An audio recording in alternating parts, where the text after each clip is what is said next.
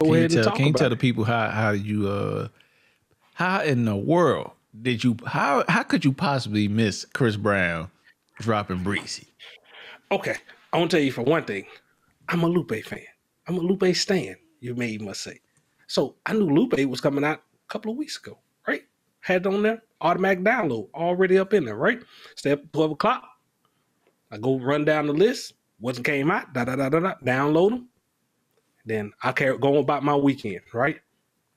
For some reason, Giveon was on the top of my list in the R&B section, but I did not see the Chris Brown when I was going there looking. I don't know if it released a little bit later on the DSP I was on or what, but that did not pop on my list. And until I just had the convo with Cash, I didn't even much know it dropped because I had all the albums downloaded on my phone and I've been listening at those. I listened to Lupe a lot. I listened at the Lil Durk, which, let's go and break out on all these things, man. But yeah, I missed the Chris Brown. So can you please start off with the Chris Brown? Terrible. I don't know. Like all you have to do is click on, search R&B. This is what shows me who is the real true music connoisseur of this podcast. If any of you guys out there listening and watching, you guessed it, the camera's on me. It's me. But anyway, man, this Breezy album, man, is just further cements him and what he does great is being able to be a collaborator as well as an originator. You know what I mean? He has a shit ton of features on here. You got Lil Wayne, you got WizKid, 5-Year Foreign, Lil Durk, Herb, Bryson Tiller, ESTG, LMA, Blast, Tory Lanez, and the list goes on, man. So countless dope producers on here. What I will say is it hasn't left rotation at all. Like it has a little bit of everything. Oh, here we go. Everything that goddamn goes to man. Chris Brown's past. Anyway, so yeah, man. So like I'm listening to it and I'm like, yo, this album is really dope. And normally when I get an album over an hour, I'm out of tune, but I'm moving around, I'm driving, I'm listening to it, I'm cleaning up the house, I'm listening to it, and I'm running it back, and it's just on rotation, just naturally. So at that point, I'm like, yeah, this is probably one of them R&B albums for me that's gonna last the test of time throughout the year because there's so many records on here, like full records. Like he got the ballads, he got the joints as far as I said he worked with WizKid, so he has that type of Afro beats vibe. Then he also has some shit on there with Tory Lanez that's like super fire. He got the you know how Blast makes his records press with like that little West Coast swing and bop to it. He has something with Blast on there, and he's like the R&B the game. You know what I mean? He's a chameleon. He can get with anybody's style and do it as good as them or better. So you better show up when you get on a record with Chris Brown because the man is just talented. He's just talented, all top to bottom, Prez. I'm still running it. After we get off here and I get to editing and doing all that. Guess how many songs? The Breezy. It has, I ain't counted up, but it has 24 tracks on here. Oh, it's 24. That's all of. It's 24. Yeah, it's 24 songs. There's no interludes on here.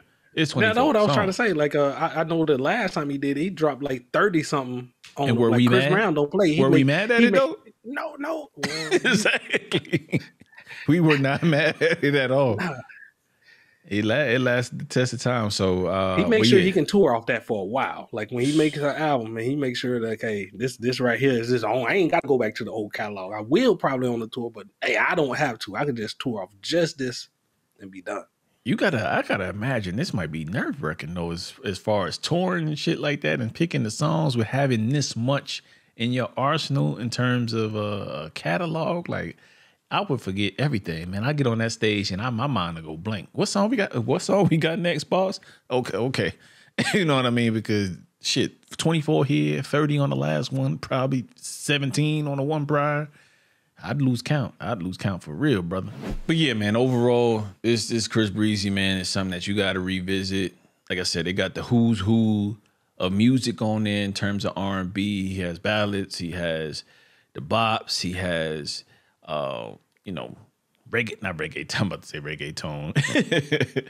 But he just has a little bit of everybody on it, everything for everybody on here, man. He doesn't disappoint.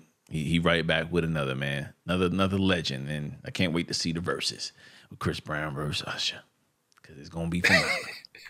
Hey, will it into existence? It needs to happen. Got to. I was like I said, but I think when they do that one, it got to be a whole stadium. Whatever the biggest stadium, go ahead and do it on that stage right there. They'll definitely sell it back. Yeah, man. Tell us about the album you did listen to. Oh man, yeah. So Giveon, like one of those pure R&B singers that we just mentioned earlier on the verses and everything. So really enjoyed the album. Couple songs on there kind of drag out. I didn't feel like his voice lended well to the song or anything like that. But that was just probably 1 and 2 on there. Majority of the rest I really liked.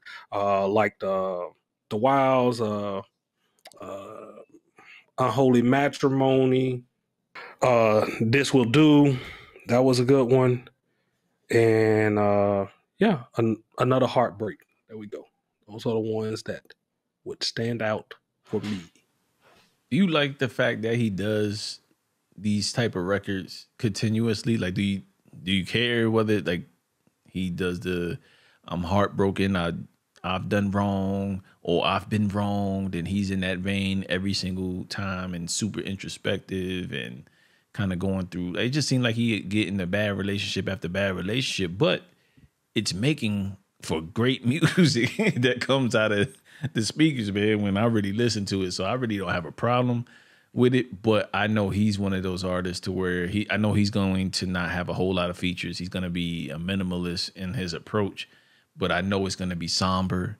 It's going to be reflective. It's going to be about breakup and heartache. And when I'm not in breakup and heartache mode, I don't know when I got to be in breakup and heartache. No, I can channel. I can get into it, but it's good music. It's good music. And as I was listening to it, like I had to listen to that in what we're gonna talk about next, Lupe, in the same, like it's just the same like tone. Like the tone was very somber. You know what I'm saying, and reflective. And I don't know if we know he has the talent. You know what I'm saying, but I don't know if I'm always going back to that. It's even with some of my other R&B artists that I like a lot. It's just like, I don't know. I get it. You don't appreciate somebody with a true vocalist. You want the auto tune, the upbeat, and things that nature. That's okay. It's okay to admit that.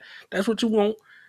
He's not gonna present you with that. You're gonna get the true singer. I get what you're saying too. He ain't gonna do the old school crooning and getting that. He's gonna talk about like past relationship. He talks about more the negative side of the relationship than he talks about. And I get it. Like, what's his name does that? He ain't like, doing no come and talk to me, girl. He ain't doing no Jodeci song like that or nothing like this. No. He's gonna talk about, hey, been in this relationship for a while. I kind of messed up.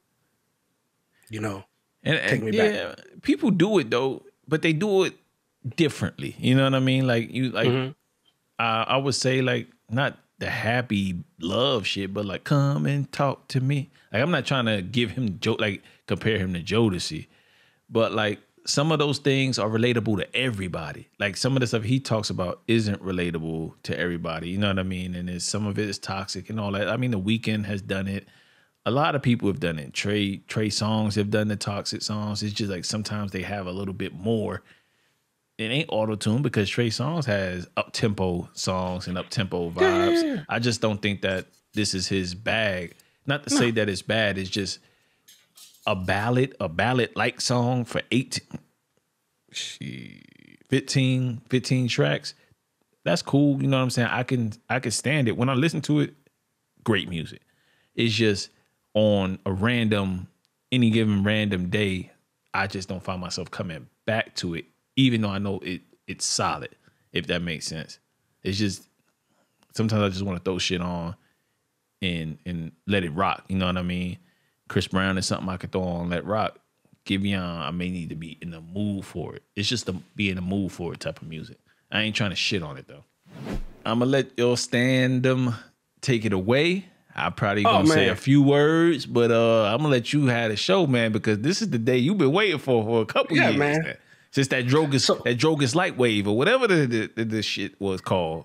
You wasn't too much of a fan of that. He has his hits and misses. Like, so we'll get let me lead you. Let me set you up. Before you get into, I see the smile on your face. I see the smile on your face. This might be its own breakdown. We might get 10, 20 minutes of content out of this, man. So with further ado, man.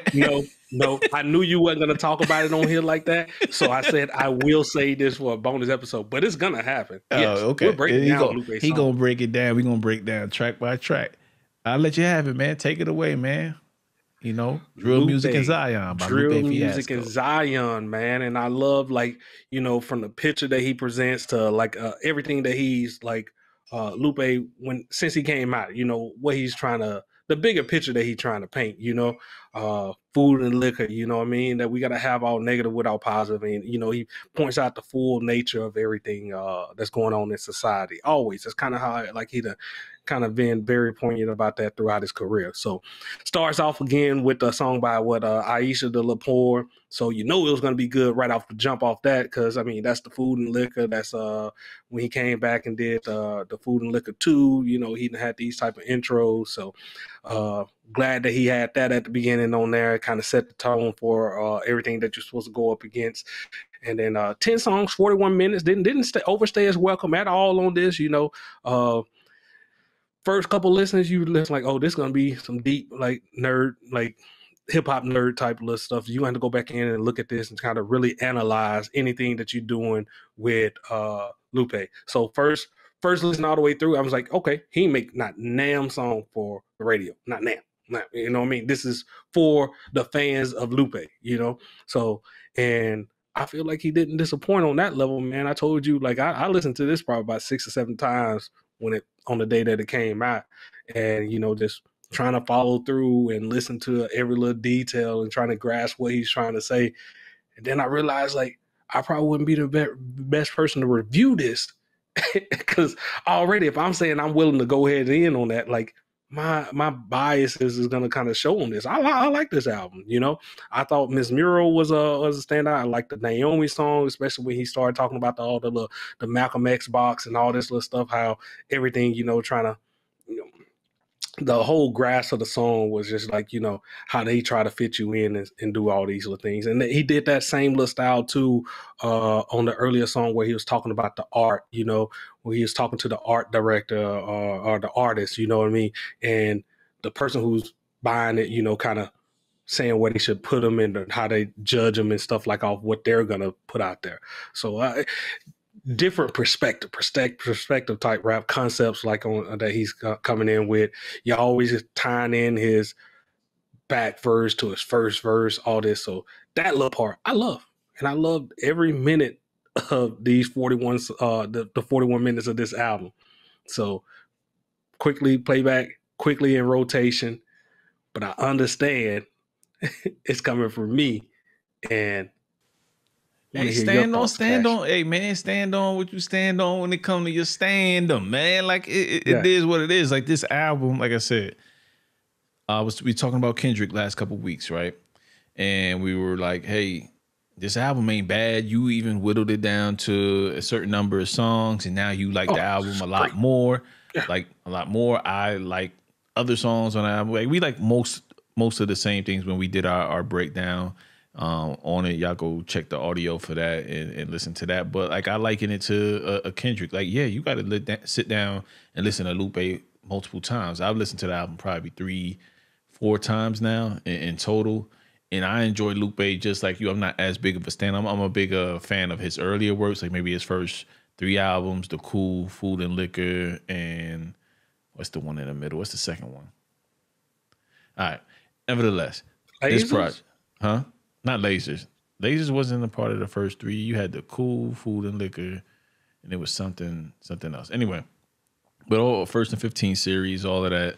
First and Fahrenheit, like I've been a fan of Lupe since I could begin. So anyway, whenever he deviates and does different things or whatever, still gonna rock with him because I know ultimately he's just trying shit. He's just throwing shit at the wall because he might be bored of doing the same type of raps, formulaic. But you get to this, you have an appreciation for it because you could tell, like you said, out the gate, Prez, he just don't give a fuck.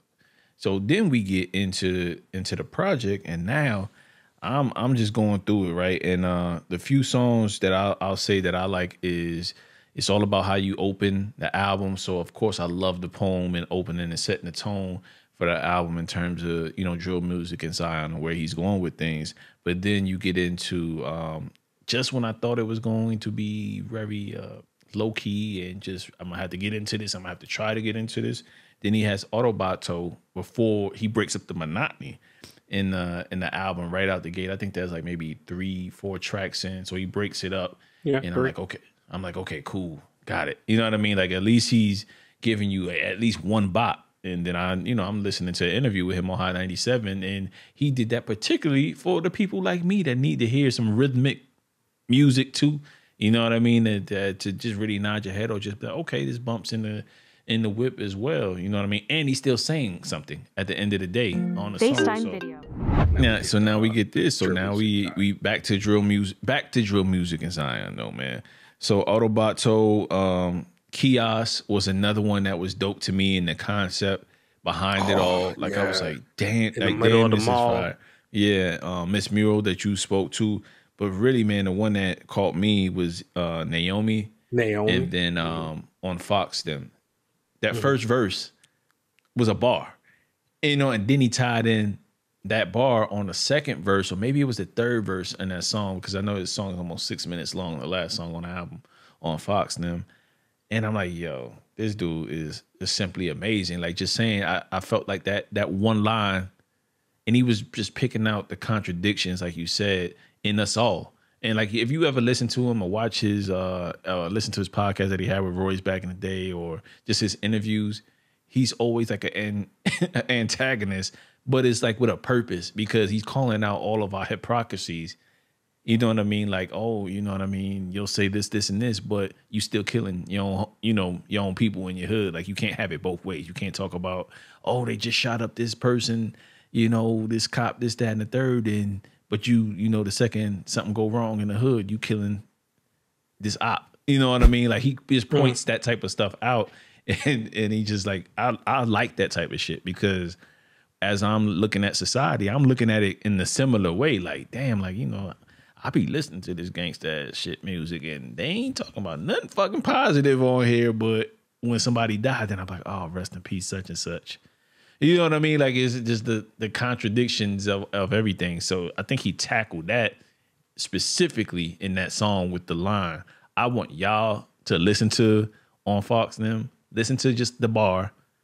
He lets it rock out for the verse, and then he comes right back into it and ties everything in and tells you why he felt that bar was the only thing he needed to say in the first verse, because it was very necessary. So all throughout this project is just Lupe just finding the ways to tie in simple shit that's happening in society, but just doing it in different ways. You know what I mean? So, you know, he was talking about he got the world on his delts. It's just like simple shit like that, like he's saying.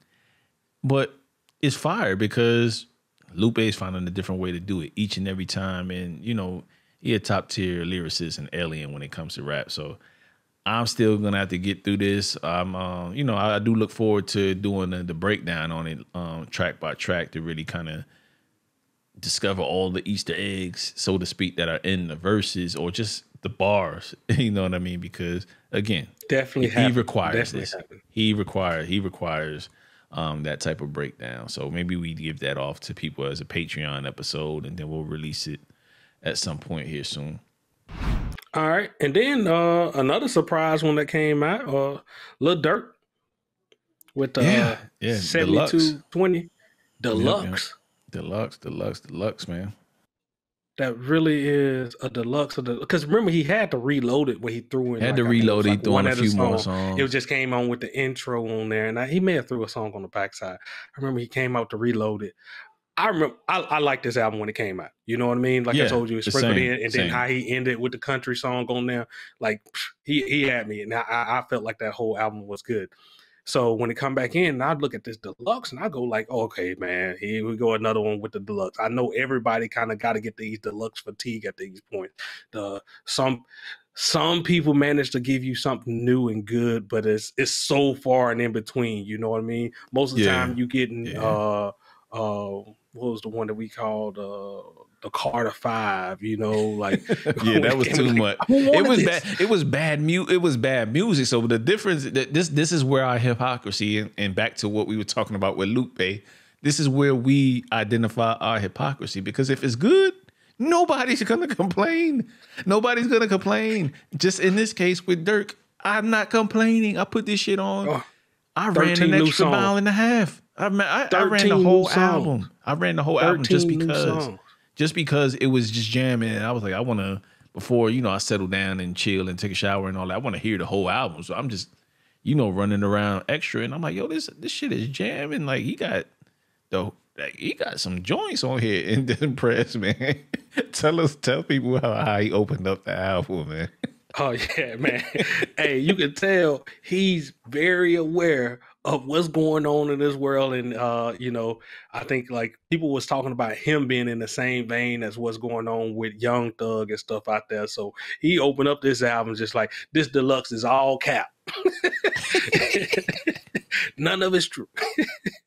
So like that little part, man. So that was on the So What. And then the minute I heard that was like, man, I gotta hear the rest of this out. Like, let's go with it. But he didn't disappoint. He kept my attention from that point, from the minute he said that, all the way until like the end of those 13. And the rest of the album was good too. Like I heard that. You know what I'm saying, those all 13 songs I felt like was good, and I felt like this could have been another album. Like, he releasing this as a deluxe, and I'm like, you could have saved this and put out a whole nother album. And I think this would have.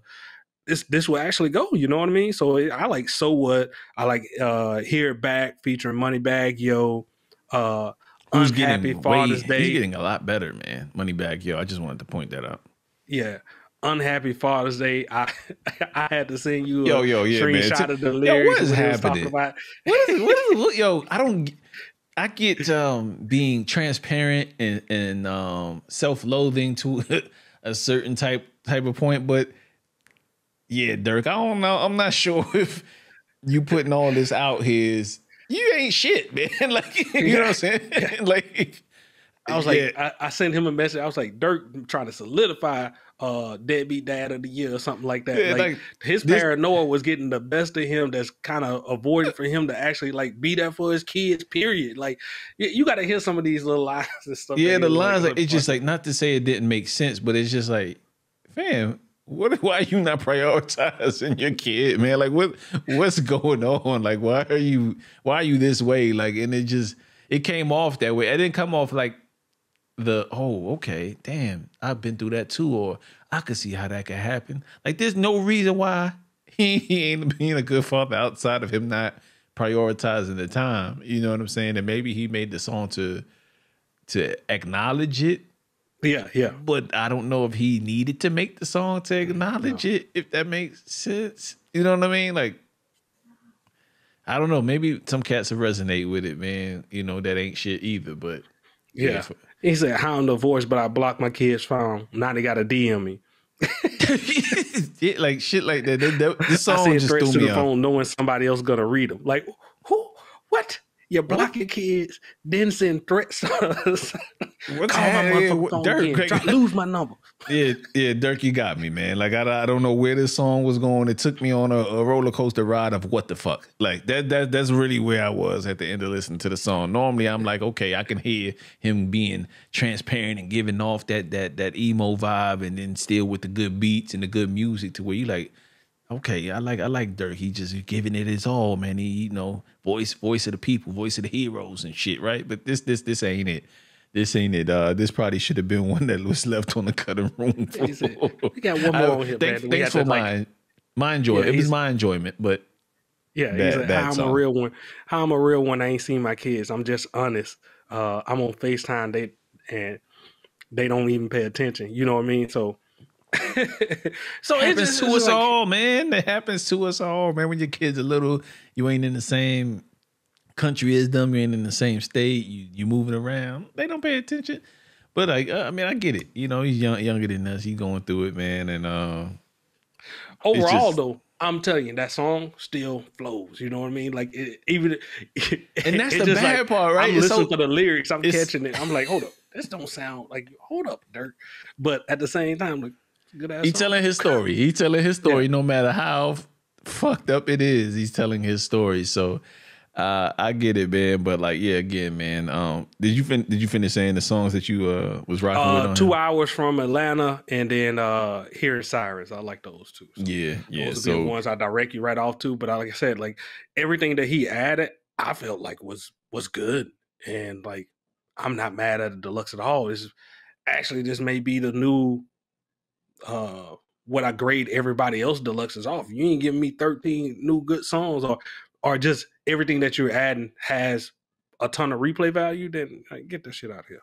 yeah, and this is where it works in reverse, right? To where this is how it should. This is what a Deluxe should have you do, is go back and revisit that album that came out a couple months earlier. Like some people throw the Reloaded, the Deluxe, or whatever they call, like within the same week.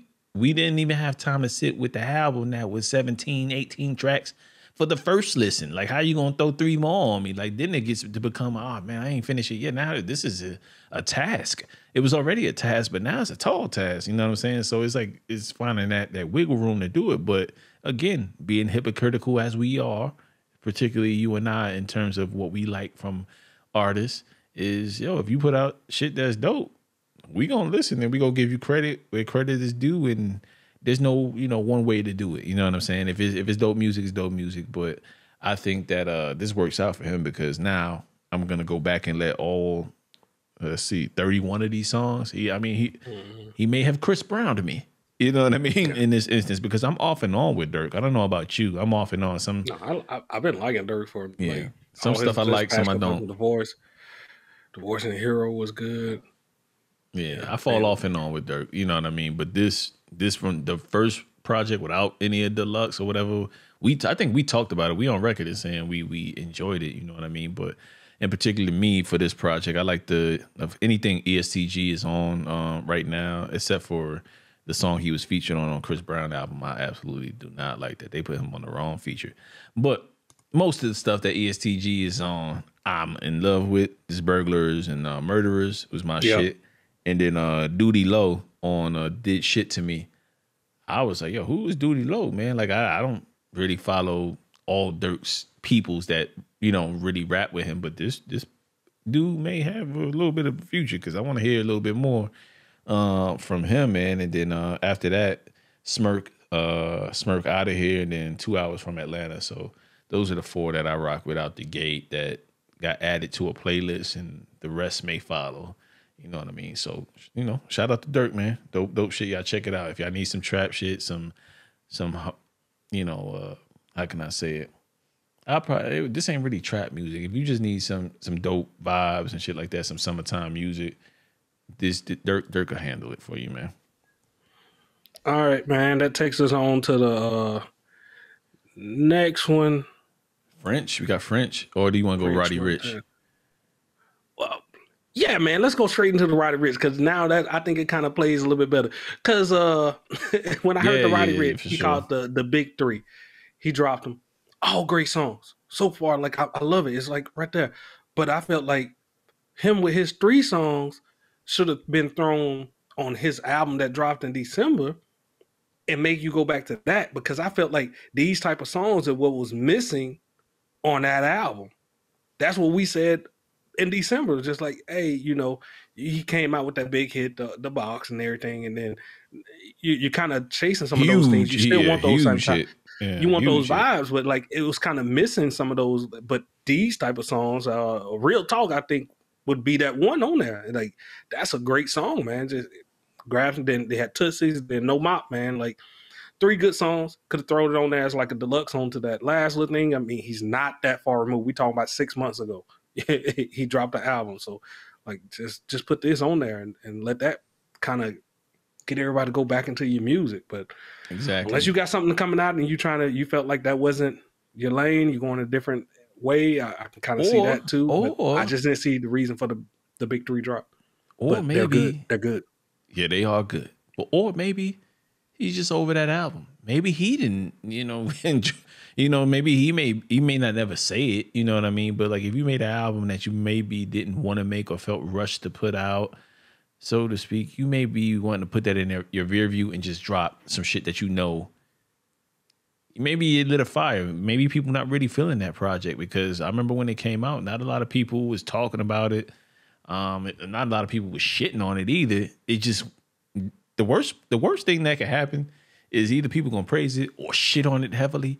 But the worst part for me as an artist is nothing. It's silence about your project. And that's what I felt like happened on Roddy Rich's last project, especially after the box. That shit lasted almost 2 years. That album with the box on it lasted almost 2 years, that song. I was still hearing that song when I was going out. So, yeah, man. But these three, these shits is dope. You know what I'm saying? So if he revitalized and he doing shit like this, I think these 3 songs is kind of what he did to the best of his ability on the first album.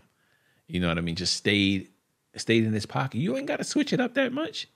You know what I mean? Just stay in your pocket, and then you get in the album 3, 4, 5. Then you can start doing your honestly never minds and your 808s and heartbreaks and shit like that. Then you could take risks. But I feel like play it safe in the beginning. Nobody ever needs to do honesty, never mind again. Hey, man. Don't do that. Don't be doing no shit like that. Hey, Prez, man, the numbers have come out on it, man. You want to hear some of the numbers on it? On Honestly Never Mind, as we navigate. Don't tell me no damn numbers. Numbers have Drake. coming out. It was Drake. Everybody gave it a honest listen. Maybe an honest 2 or 3 listens, hoping they can find some jewels on it. It is Drake. You know what I mean? So if you give me first week numbers, I know they're gonna be amazing. That's I'm stupid. fucking with you, man. Oh, okay. I just wanted to tell you numbers. We talking about numbers. You almost went into your Allen Iverson rant, man. Oh man, like come on, bro. Like nah. But yeah, they were, of course. It's Drake. He's gonna do his numbers. He's gonna do his thing. He, whatever, man. Like if people like it, they like it. I just know that, like I said last week, house music ain't my thing. I'ma stay in my lane. I listen to a lot of different music, but house music is just one of those genres where no matter how good it is, probably gonna catch me listening to it on a random day. So I don't care if my favorite artist does it. It could be Jay-Z. I'm sorry, Hov. I'm out of here on this. You know what I mean? So, and just like I was on Magna Carta, Holy Grail. So it can happen. It can happen to the best of them, right? So last joint, Harry Fraud, French Montana, Montega. Brez, man, French did his thing on this, man. French did his thing on this, man. Hit Boy did his thing on this album. Hit Boy or Harry Fraud? Won't be over again. Not Hit Boy. Harry Fraud? Harry Fraud did his thing on this, man. That production carried me through several. He making a lot of people. Okay. Is he making a lot of people sound better than they are, or are they just meeting Harry Fraud where he's at in terms of the zone of production that he's in? Because remember last year, earlier in last year, like Jim Jones or did he come out with something this year? It was Jim Jones came out with something with Harry Fraud. I think this is the second joint in a row to where French did something with majority of Harry Fraud's production on projects he's put out. But this kind of goes back to the mac and cheese mixtape days in terms of like there's no real radio friendly record on here that I think that French kind of typically aims to on his albums. You know what I mean? Like They Got Amnesia. I'm not sure how much you into French Montana in terms of albums. I'm not saying that I'm not at all. Go ahead. Neither am I. But I know for the mixtapes and shit like that, and when he first started working with Harry Fraud, like me and a few other people that I talked to that particularly like this combination, we always tune into this. If he does this, we always tune into it because it's just gonna be, some really good features. It's going to be some really good beats, and French actually presents well on this project. Don't overdo it. Yep. Don't try to become something that he not. Just rise out with it. Let the beat carry it. He just adds his little mix to it. Really enjoyable. A little bit more up tempo beats. Like I said, those were like had this in the gym with me this weekend. So like not bad at all. Not bad at all. So yeah, I highly encourage you. If y'all not French Montana fans and y'all not gonna go to it, but if you're a fan of production and y'all, and I know the thing that's the hard part about it is I know a lot of people that make beats and do production and really fuck with Harry Fraud as a producer, they're probably not gonna listen to this for French Montana because they don't probably fuck with French Montana as a rapper.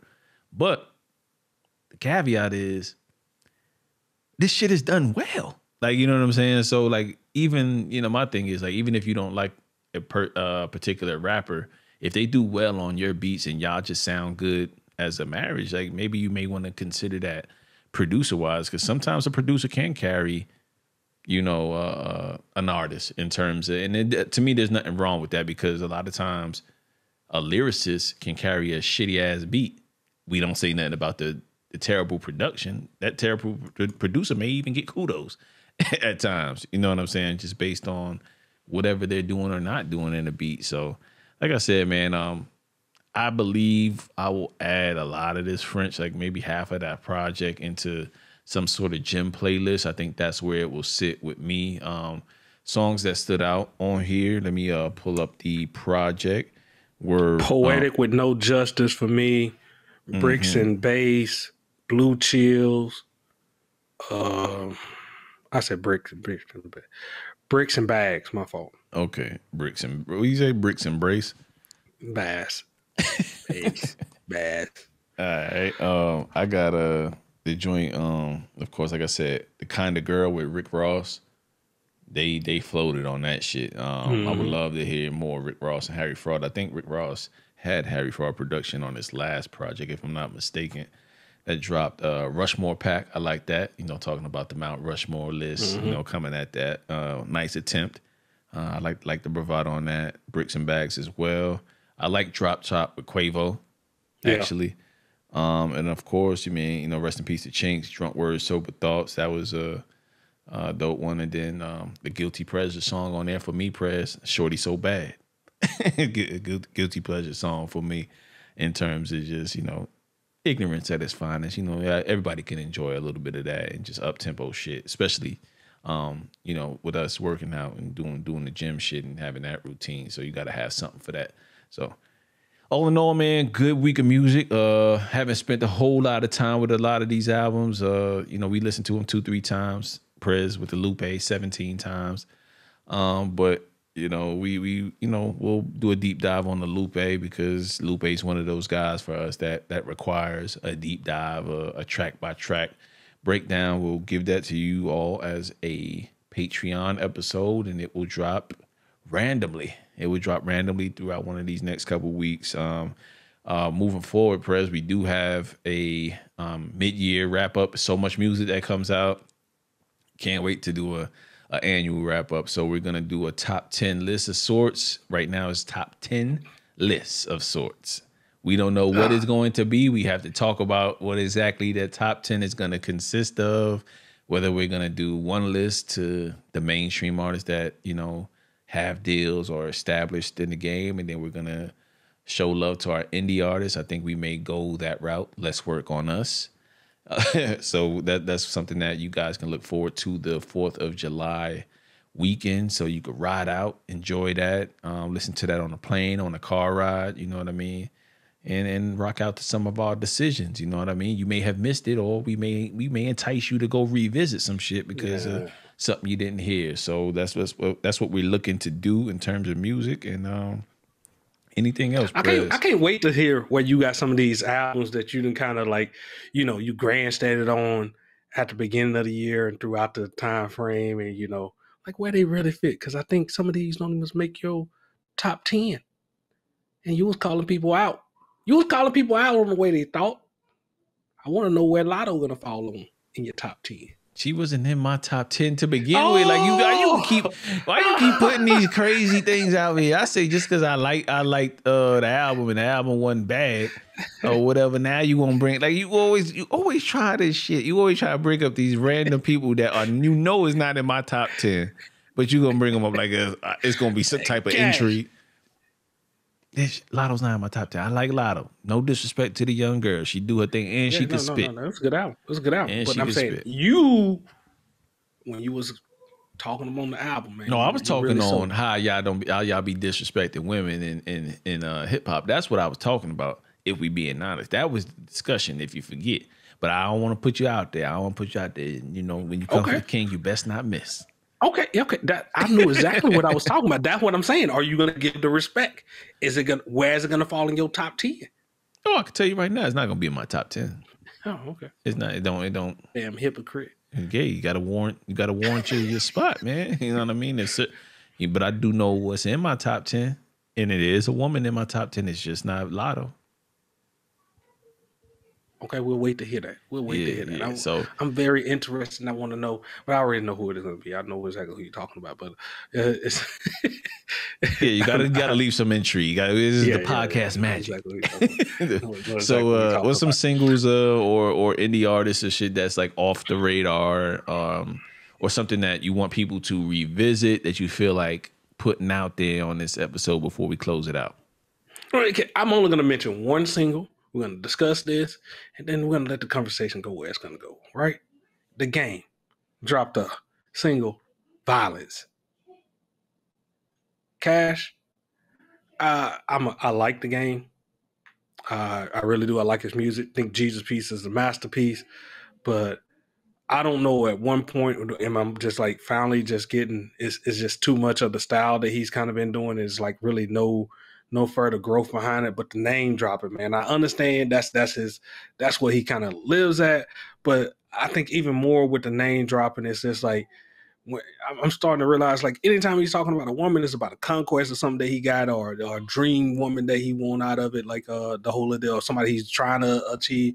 But then it seems like when it comes to any male artist or star, period, that's not named 50 Cent, Curtis Jackson, you would swear they was best friends or they was like the best of neighbors the way Game put stuff. You know what I mean? Like he just name drops all these names. Like I don't know his relationship with Young Thug, but I ain't really heard him mention Young Thug in none of these other albums and shouting them out.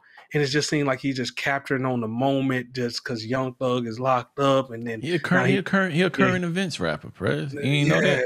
He just like that part. And it's just like, bro, if you really want to do something. Like you're gonna help out in some other type of way. But just jumping on this name to get like that extra little grab.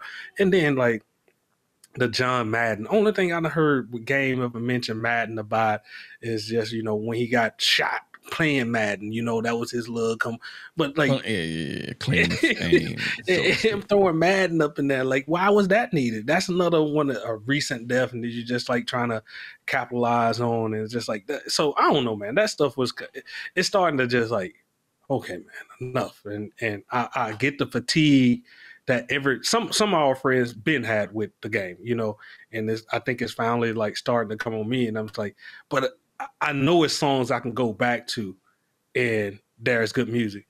I will never find fault in the whole album of Jesus Piece. So like at any time I'm getting this kind of jaded with it, I don't know.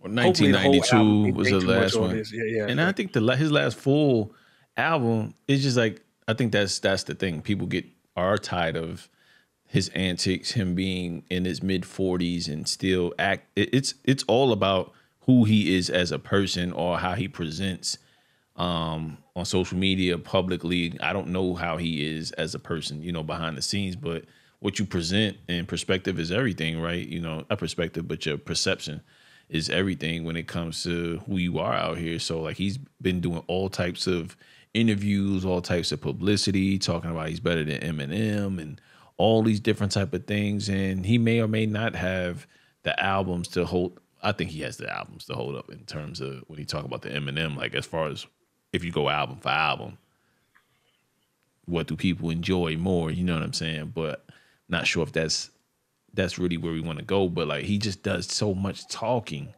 and so much nonsense. You know what I mean? Marshall Mathers Encore. Come on, man. Like those are good albums. The Marshall Mathers.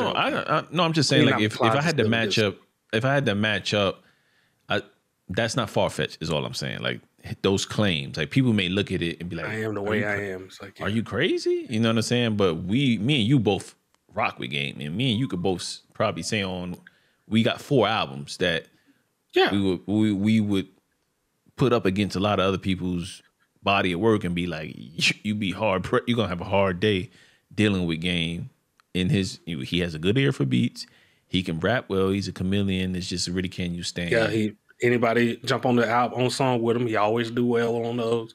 Yeah. And his whole his concepts and like what he does when he's like sequencing the album, always great on that portion. Always good. Know what I mean? Always good. Always on point with the bars, even in spite of name dropping. Like, people still say this.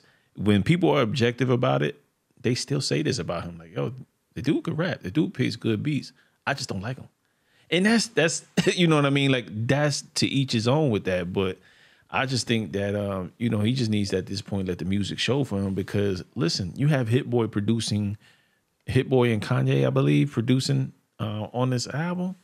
And how could you have a Hit Boy and Kanye West on this album and still manage to fuck that up by just doing too much name dropping? All you got to do is rap. You don't have to name drop. You don't have to do any of the things that we're annoyed with. Just make a classic. Like, I just want to hear where Game is at in his mid 40s and despite antics. Like, I just want to hear him make dope raps, because I think that he's not giving his just due in terms of who he is and what he represents, as far as really, putting on for the West at a time where a lot of West Coast rappers weren't being given that light publicly, in terms of just,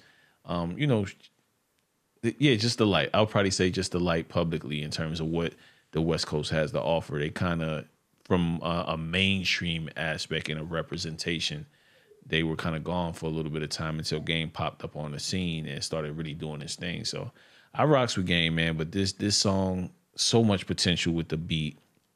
And if him and Hit Boy got this type of chemistry moving forward, this might be another one of those projects to where my foot may be in my mouth in terms of even talking about this right now. You know what I mean? Yeah. But it was just a little bit of fatigue on it for me. That's what I'm saying. Like, I don't know, and I know I can always just like I said, I got those other Game songs that I love, so I can always float back to it. But this one, I don't know what it was. It just hit me like, man, come on, man, like for real, like. But overall, like, good. You know what I mean? Like you said, the production on it was well. Interested to see what Game continues to put out, but the blatant, I think the Young Thug little part, when he was mentioning Young Thug, I think that's what got to me. It's just like, come on, man. Like, really? Really, man? Like, come on. You just couldn't do it. You just could not just, like, go without touching that situation.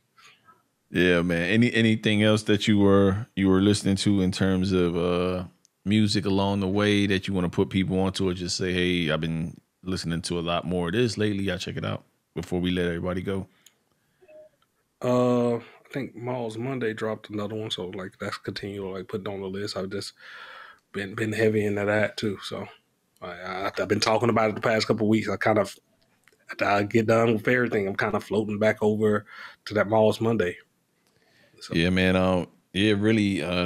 Only thing I've been getting into a lot in terms of like indie artists is, I know Patty Honcho and Numbs dropped a joint project on June 24th this past weekend. So that's called Life. So I've been listening to that. They got a song on there called Trauma Bonding that I think you would really rock with, Prez. So check that out. Our man Phil V, he's been on the pod as well. He dropped something called Arrival. I'm just now getting into that, but I'm like maybe 3-4 songs into it. So I like what I hear so far from that. It sounds very different from his last project in terms of approach. So I rock with that. And then Lacey Jackson, who we should have on the podcast here in the next couple of weeks. We're going to talk about his project, another standout project in terms of his discography over the last couple of years. So we're going to talk about Only Average to You. So Average Only to You. That's the name of the project by Lacey Jackson. So y'all check those folks out, man. But with that said, man, Prez, this is episode 167. We've kept you guys and gals long enough.